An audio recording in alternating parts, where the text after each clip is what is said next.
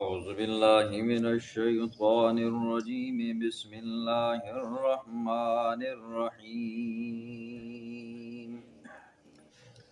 وإن لكم في الأنعام لعبرة نسقيكم مما في بطونه من بين فرث ودم لبنا خالصا سائغا للشاربين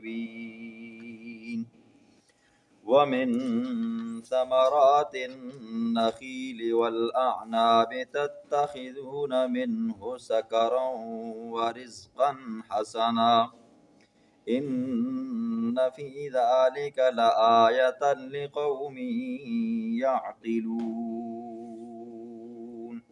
صدق اللہ العظیم۔ آج کے درس میں اللہ رب العزت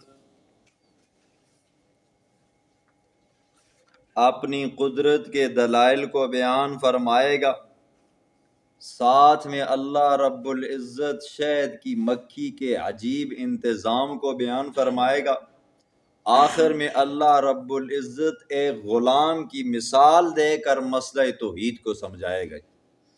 پہلی آیت میں اللہ فرماتے ہیں وَإِنَّ لَكُمْ فِي الْأَنْعَامِ لَعِبْرَةً، بے شک تمہارے لیے چوپاؤں میں لعبرتاً خدا کی قدرت کو سمجھنے کے لیے دلائل ہیں، عبرت ہے، نصیحت ہے۔ نسقیکم، ہم پلاتے ہیں تم کو، مما فی بطونی، جو کچھ اس کے پیٹ میں ہے، من بین فرث ودم، گوبر اور خون کے درمیان میں سے، لبنن، دودھ، خالصاً، خالص، سائغاً، خوشگوار، حلق سے نیچے آسانی سے اترنے والا، للشاربین، پینے والوں کے لیے۔ دیکھیں جی، خدا کی قدرت کے دلائل،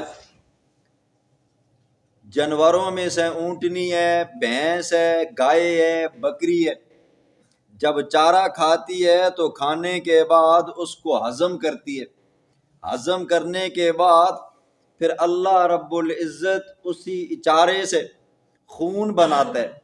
کچھ خون اس کی اپنی طاقت کے لیے اللہ رب العزت محفوظ رکھتا ہے، پھر کچھ خون جو بچتا ہے اس خون میں سے اللہ رب العزت آگے دودھ کا نظام بناتے ہیں۔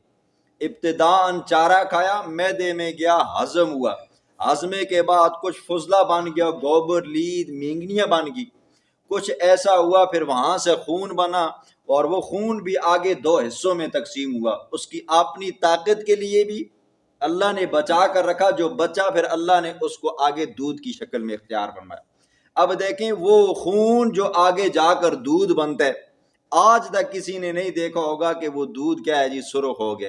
اللہ فرماتے ہیں لبنن خالصاً، خالص دودھ، سائغاً، خوشگوار ہے جی پینے والے کے لیے۔ اب دیکھیں دودھ جیسی بڑی نعمت، بچہ ہے تو تب بھی اس کو ضرورت پڑتی ہے جی، بڑھاپے کی حالت میں پہنچا ہے تو تب بھی ضرورت پڑتی ہے، بیمار ہے تو تب بھی پڑتی ہے جی۔ اور آپ کے علاقے میں تو مرد ہے یا عورت ہے، اس کی ایک خاص قسم کی یہ شراب ہے جی، جب تک وہ پیے نہیں تو نیند نہیں آتی۔ تو اللہ فرماتے ہیں تمہارے لیے تمہارے چوپاؤں کے اندر کیا ہے جی، عبرت ہے۔ وہی چارہ ہے جی، گدھا کھاتا ہے کوئی دودھ نہیں ہے جی، وہی چارہ ہے جی، بیل کھاتا ہے کوئی دودھ نہیں ہے، وہی چارہ ہے بھینسا کھاتا ہے تو کوئی دودھ نہیں ہے، وہی چارہ ہے اونٹ کھاتا ہے تو کوئی دودھ نہیں ہے۔ اب دیکھیں چارہ ہے، چارے کی رنگت کیا ہے جی، سبز ہے، دودھ مل رہا ہے جی سفید ہے جی۔ بوسہ ہے، بوسے کی رنگت پیلی ہے، زرد ہے، دودھ آپ کو سفید مل رہا ہے جی۔ اسی طرح پتے کھا رہا ہے جی کوئی، اور اسی طرح کھل دل کھا رہا ہے، مٹیالہ رنگ ہے، لیکن دودھ آپ کو اللہ کون سا دے رہا ہے جی، سفید دے رہا ہے، اور ہے بھی کیسا جی، خالص، صفاف، شفاف، نہ اس کے اندر ملاوٹ ہے، نہ اس کے اندر کوئی اور ایسی قسم کی گندگی ہے۔ اللہ فرماتے ہیں تمہارے لیے تمہارے چوپاؤں کے اندر بھی میری قدرت کے نشانات ہیں جی۔ وہ رب جو چارے سے آگے جا کر اس کا گوبر بناتا ہے، اسی چارے کو اللہ رب العزت خون کی شکل و صورت میں رکھتا ہے، پھر اس سے جاتے جاتے آگے اللہ رب العزت دودھ بناتا ہے۔ تو یہ بنانے والی ذات کس کی ہے جی، اللہ کی ہے۔ پھر فرمایا وَمِن ثَمَرَاتِ النَّخِيلِ، اور کھجور کے پھلوں میں سے، وَالْأَعْنَابِ، انگوروں میں سے، تتخذون تم بناتے ہو منہ اس سے سکرن شراب، ایک معنی۔ دوسرا معنی سکرن چینی، میٹھی چیز۔ رزقن حسنا اور رزق بہترین۔ اللہ فرماتے ہیں جو پھل میں نے دیے ہیں تمہیں کھجوروں میں سے یا انگوروں میں سے، اس کو تم اپنے لیے ہر طریقے سے استعمال کرتے ہو۔ ایک تو یہ ہے کہ رزق تو تمہیں میں نے دیا تھا بہترین سے بہترین، تو تم نے اس کو کیا بنا ڈالا جی؟ شراب بنا ڈالا۔ پہلا معنی اگر ہو تو پھر اس کا جواب یہ بنے گا، جب یہ آیت کریمہ نازل ہوئی، مکی صورت ہے، مکی آیت ہے، تو مکے کے اندر شراب کی حرمت نازل نہیں ہوئی تھی۔ اللہ فرماتے ہیں تم ان کھجوروں سے، ان انگوروں سے شراب بناتے ہو، پھر انہی کھجوروں کو خشک کر کے رکھتے ہو، اپنے لیے سال بھر استعمال کرتے ہو۔ انگوروں کو خشک کرتے ہو تو منقع بن جاتا ہے، خشک کرتے ہو تو کشمش بن جاتا ہے، تب بھی تم اس کو اپنے استعمال میں لاتے ہو۔ فرمایا کہ یہ کھجور ہے، یہ انگور ہے جی، تم اس کو شراب کی حالت میں بھی لے کر جاتے ہو، اور یہ ہے کہ اپنے رزق میں بھی لے کر جاتے ہو۔ فرمایا ان فی ذالک لآیۃ لقوم یعقلون، بے شک اس میں البتہ نشانیاں واسطے اس قوم کی یعقلون جو عقل سلیم رکھتی ہے۔ وَأَوْحَىٰ رَبُّكَ إِلَى النَّخْلِ، آگے اللہ رب العزت شہد کی مکھی کا حال بیان فرماتے ہیں، الہام کیا تیرے رب نے إِلَى النَّخْلِ، شہد کی مکھی کی طرف، ان اتخذی، یہ کہ تو بنا، من الجبال، پہاڑوں کے اندر، بیوتاً گھر، ومن الشجر، اور اسی طرح درختوں کے اندر گھر۔ شہد کی مکھی کے بارے میں مفسرین محققین یہ فرماتے ہیں شہد کی مکھیوں کے اندر ایک سردار ہوتا ہے جی، جو جسامت کے اعتبار سے، قدامت کے اعتبار سے باقی شہد کی مکھیوں سے تھوڑا بڑا ہوتا ہے، سر بھی اس کا بڑا ہوتا ہے، اور اگر کوئی مکھی سرداری کا اٹھ کر دعویٰ دائر کر دے نا جی کہ میں سردار بننا چاہتی ہوں، تو یہ اس کو مار دیتی۔ اس کے اندر وہی نظام ہوتا ہے جو ایک فوج کے اندر نظام ہوتا ہے جی، پوری چھاونیاں ہوتی ہیں جی، اور یہ جب سفر میں جاتی ہیں تو ان کا سلطان، ان کا یہ جو بادشاہ ہوتا ہے، یہ سب سے آگے ہوتا ہے جی، اس کا نام یعصوب ہوتا ہے، یعصوب۔ اور جب یہ نظام پہ لگاتا ہے تو نظام کے اندر لگانے والی کچھ ایسی ہوتی ہیں جو مٹیریل لا کر جمع کرنے والی ہوتی ہیں، کچھ ایسی ہوتی ہیں جو رس جمع کر کے لانے والی ہوتی ہیں، کچھ ایسی ہوتی ہیں جو پیرا دینے والی ہوتی ہیں۔ اب جو رس بنانے والی ہوتی ہیں، رس لے کر آنے والی ہوتی ہیں، جب یہ جاتی ہیں نا جی وہ دور دراز کے علاقے کے اندر، تو جس راستے سے جاتی ہیں اسی راستے سے آتی ہیں۔ اگر انہوں نے کسی کڑوے درخت سے رس نکالا ہے، یا یہ کہ زہریلا رس انہوں نے چوسا ہے، تو جب یہ واپس آتی ہیں تو آگے چوکیدار جو مکھیاں ہوتی ہیں نا ان کو روکتی ہیں، پوری ان کی لیبارٹری ہوتی ہے جی، اس کے اندر ٹیسٹ کیا جاتا ہے آیا اس کا شہد کیسا ہے، خطرناک ہے، اچھا نہیں ہے، زہریلا ہے۔ اگر زہریلا ہے تو اس مکھی کو وہیں پہ مار دیتی ہے۔ اگر یقین نہ ہو، یہ جب قابلیوں نے چھتے لگائے ہوتے ہیں، جا کر دیکھ لینا، پیٹیوں کے باہر مری پڑی ہوتی ہیں، اس کو وہیں پہ مروڑ کر مار دیتی ہیں۔ پھر ان کا ایک نظام یہ ہوتا ہے، یہ اپنے کمرے، اپنے خانے، اپنی جگہ کے علاوہ دوسرے خانے میں جاتی نہیں ہے، اگر وہاں پر بھی جائیں تو وہ وہاں سے بھی مار پڑتی ہے ان کو۔ خیر یہ سارا نظام، وہاں ان کا جانا، پھر وہاں سے رس چوس کر نکال کر لانا، پھر آ کر اس کا ٹیسٹ لیبارٹری کرنا، پھر اس کو تیار کر کے لوگوں تک پہنچانا، یہ کرنے والی ذات کس کی ہے؟ اللہ کی ہے۔ یہ اللہ نے اس کو مکھی کو سمجھ بوجھ دی ہے جی۔ اگر مکھی اتنی سمجھ بوجھ رکھتی ہے، اس کا کھانے پینے کا نظام، آنے جانے کا راستہ اگر بھٹکتی نہیں ہے تو پھر انسان کیوں بھٹکتا ہے؟ اللہ فرماتے ہیں شہد کی مکھی سے سبق حاصل کر، ثم کلی، پھر وہ چوستی ہے، من کل ثمرات، ہر قسم کے پھلوں میں سے، فصلوں کی، پس وہ چلتی ہے، سبل رب کے ذللا، اپنے رب کے بنائے ہوئے راستوں کے اندر جو کھلم کھلے ہیں جی۔ دیکھیں ہمارے ہاں تو یہ مشہور ہے نا جی، ایک بڑی مکھی ہوتی ہے، ایک چھوٹی مکھی ہوتی ہے جی، اور پھر اسی طرح چھوٹی مکھی کا جو شہد ہوتا ہے وہ زیادہ عمدہ ہوتا ہے جی، بڑی مکھی کا جو شہد ہوتا ہے تھوڑا سا ہلکا سا ہوتا ہے۔ نہیں، شہد ہے جی، ہاں اللہ نے اس کے اندر تاثیر رکھی ہے، لیکن وہ تاثیر جو ہے نا بندے کی اپنی صحت کے اعتبار سے ہوتی ہے، اچھا عمر کے اعتبار سے ہوتی ہے۔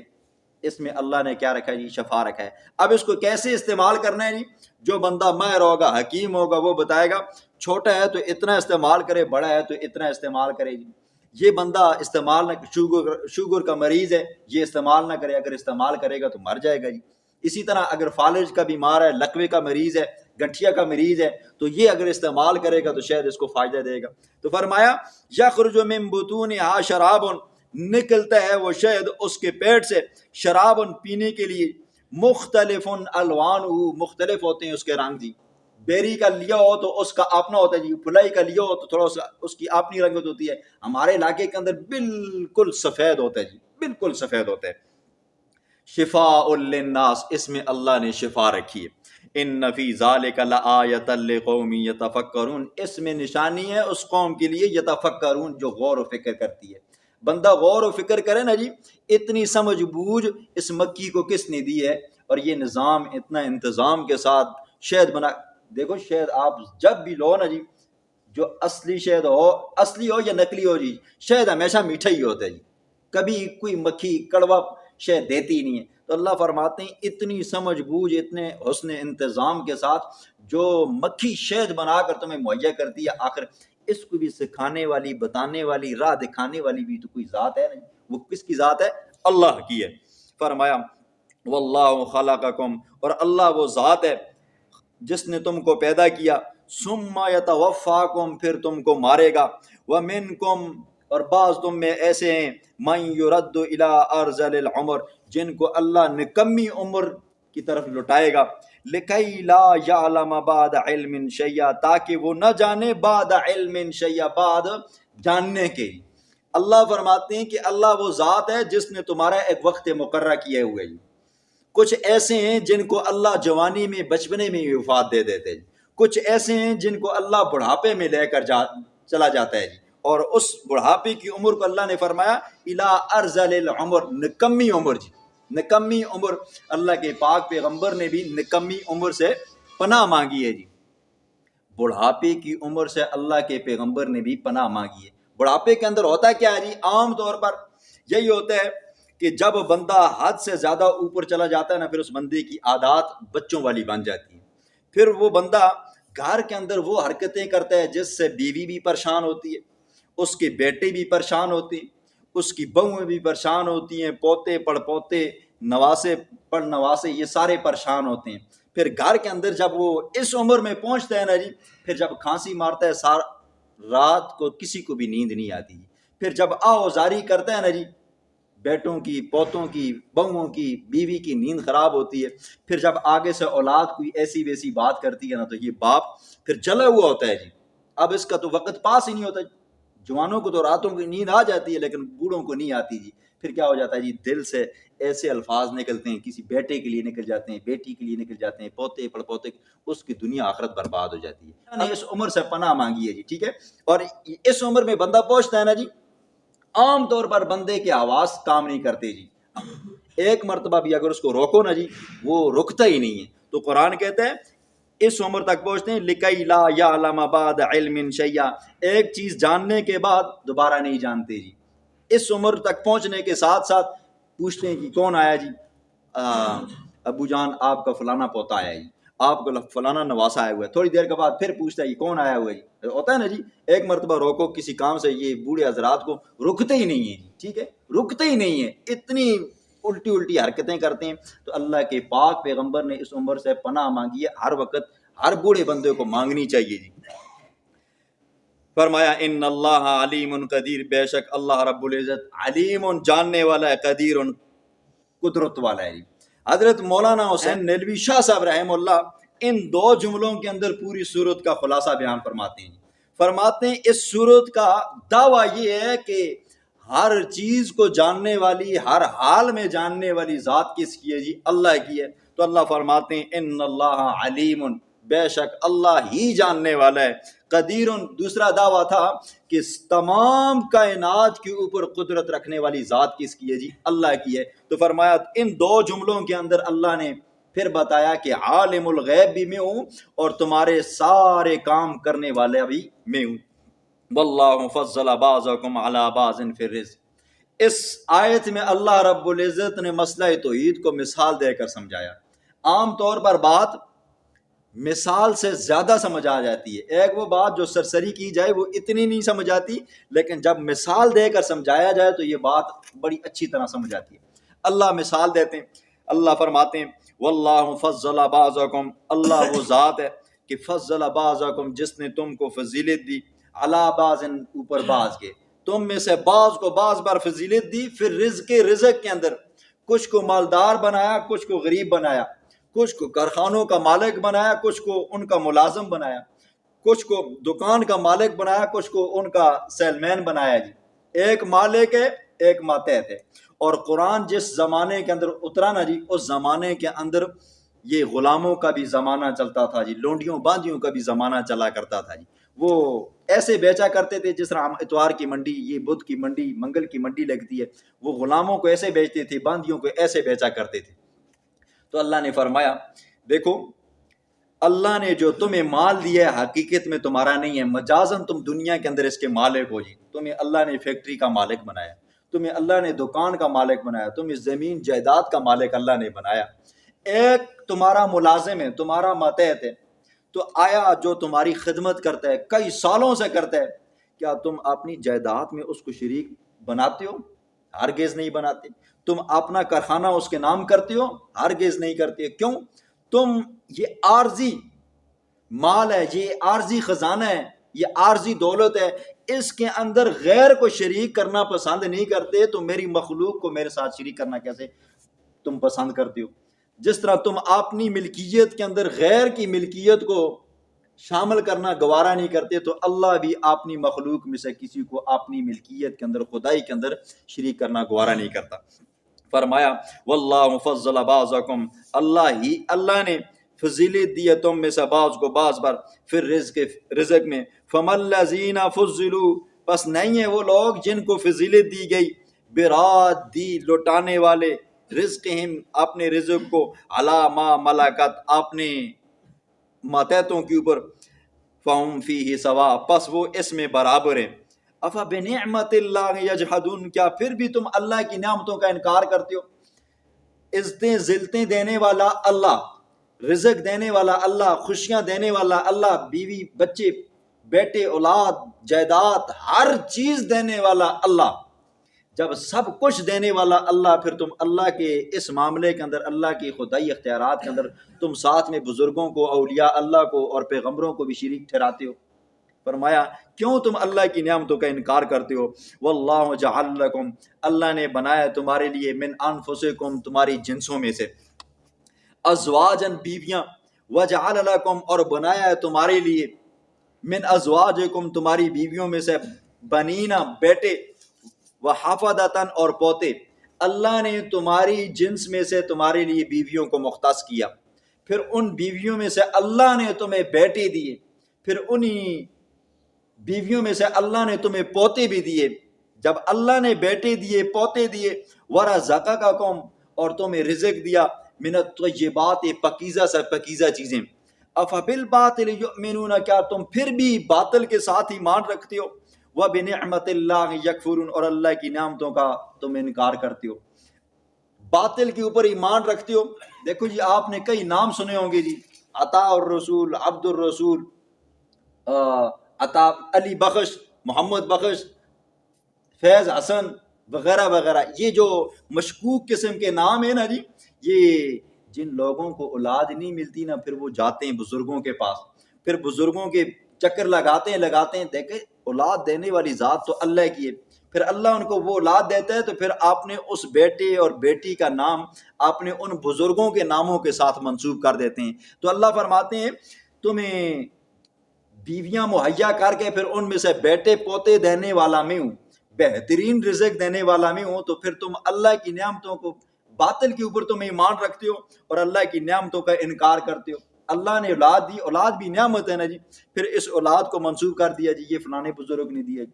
آج کل تو ہر بندہ فیس بک چلاتا ہے جی، آپ دیکھتے ہو یہ ویڈیو کی، ایک بندہ کہتا ہے جی مجھے میرا بیٹا نہیں ہو رہا تھا، میری اولاد نہیں ہو رہی تھی، فلانے بزرگ کے پاس گئے اور وہ دم ڈالتا رہا، پتہ نہیں کیا کیا ڈالتا رہا، تو اس طرح کرتے کرتے یہ بیٹا مجھے فلاں بزرگ نے دیا ہے۔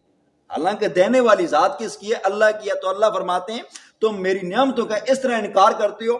فرمایا وَيَعْبُدُونَ مِن دُونِ اللَّهِ مَا لَا يَمْلِكُ لَهُمْ، آخر میں ان تمام دلائل کا خلاصہ، وَيَعْبُدُونَ وہ عبادت کرتے ہیں، من دون اللہ اللہ کے سوا کی، اللہ کے غیر کی، لا ما جو لا یملکو لہم نہیں ہے مالک ان کے لیے، رزقن نہ رزق کے، من السماوات آسمانوں سے، والارض اور زمین سے، شیئن ذرہ برابر بھی، اللہ کے سوا جن کی تم عبادت کرتے ہو وہ آسمانوں کے اندر اور نہ زمین کے اندر رزق کے ذرہ برابر مالک ہیں جی، ان کے اختیار میں نہیں ہے رزق دینا۔ ولا یستطیعون، رزق دینا تو درکنار دور کی بات ہے، ولا یستطیعون تو ان کو تو طاقت ہی نہیں ہے۔ فرمایا فلا تضربوا للہ الامثال، پس مت بیان کرو اللہ کے لیے مثالیں جی۔ کیا مثالیں بیان کرتا ہے مشرک ایک مثال یہ بیان کرتا ہے، کہتا ہے دیکھو نا جی، اللہ کی وہ ذات ہے وہ ہم سے بڑی دور ہے، ہم ہر وقت 24 گھنٹے دن میں کئی بار گناہ کرتے ہیں، تو اللہ تک پہنچنے کے لیے، اللہ کو بات بتانے کے لیے، اللہ سے معافی مانگنے کے لیے کبھی کبھی ہمیں کیا ہوتا ہے جی، شرمندگی ہوتی ہے، ہماری پہنچ وہاں تک نہیں ہوتی، اور پھر ہم کیا کرتے ہیں جی، مولوی صاحب کو، استاد جی کو کچھ نظر و نیاز دیتے ہیں، کچھ پیسے دیتے ہیں، استاد جی تسی ساڈے واسطے دعا کرو کیونکہ تسی اللہ دے خاص بندے ہوں، اللہ تسی موڑدا نہیں ہے، ساڈی جوڑدا نہیں ہے، ساڈی سندا نہیں ہے۔ تو سورہ زمر میں اللہ نے اس کا جواب دیا، وہ یوں کہا کرتے تھے، ما نعبدہم الا لیقربونا الی اللہ زلفی، جب مشرک کو کہا جاتا ہے نا تم ان بزرگوں کے نام کی نظر و نیاز دیتے ہو، ان کے نام کے چڑھاوے چڑھاتے ہو، ان کے پاس جا کر تم بیٹیاں بیٹے مانگتے ہو، تو کہتے ہیں نہیں ہم ان کی عبادت نہیں کرتے، ہم تو یہ جو چاول دیتے ہیں، کالی مرغی دیتے ہیں، یا اور کھیر دیتے ہیں، ہم تو اس لیے دیتے ہیں تاکہ یہ ہمیں اللہ کے قریب کر ڈالیں، یہ واسطے وسیلے ڈھونڈتے ہیں۔ اور یاد رکھیں واسطے اور وسیلے کے مطابق تو وہ کہتے ہیں نا جی، جس طرح اللہ تک پہنچنے کے لیے واسطے وسیلے کی ضرورت ہے، اس طرح جس طرح دنیا کے اندر بادشاہ کو ملنے کے لیے، عمران خان کو ملنے کے لیے ساتھ میں یہ نیچے کونسلروں کی ضرورت پڑتی ہے، اوپر صوبائی سطح پہ وزیروں مشیروں کی ضرورت پڑتی ہے، وہاں سے جاتے جاتے جو وہاں پر اس کا چوکیدار ہوتا ہے اس کی ضرورت پڑتی ہے، تب جا کر بندے کی عمران خان سے ملاقات ہوتی ہے۔ ٹھیک ہے، یہ مشرک کہتے ہیں اس لیے ہم بزرگوں کو پوچھتے ہیں، ان کے نام کی نظر و نیاز دیتے ہیں۔ تو یاد رکھیں دنیا کا جو بادشاہ ہے نا جی، وہ انسان ہے جی، اس کو ڈر ہے، ہر بندہ منہ اٹھا کر آ جائے تو اس بندے کو تو ڈر ہوگا کہیں یہ اس کے ساتھ بم نہ ہو جی، یہ مجھے گولی نہ مار دے جی۔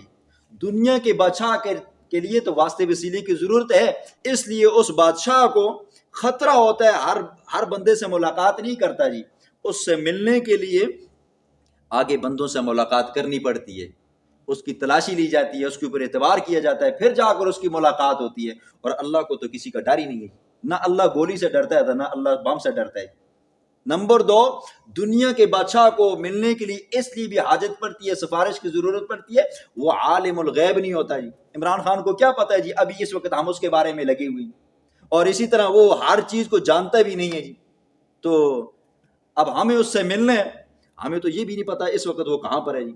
ہم اس بندے کو ڈھونڈیں گے جو بندہ ہمیں بتائے گا اس وقت عمران خان پاکستان میں ہے، اس وقت اپنے گھر میں ہے جی، اس وقت ملاقات ہو سکتی ہے، اس وقت ملاقات نہیں ہو سکتی۔ تو اس لیے ہم دنیا کے اعتبار سے یہ وسیلہ چلتا ہے، لیکن اللہ تو کبھی غیب ہوا ہی نہیں ہے جی، اللہ تو ہر وقت موجود ہوتا ہے۔ اللہ فرماتے ہیں تم جہاں کہیں بھی ہوتے ہو میں اس وقت تمہارے پاس ہوتا ہوں۔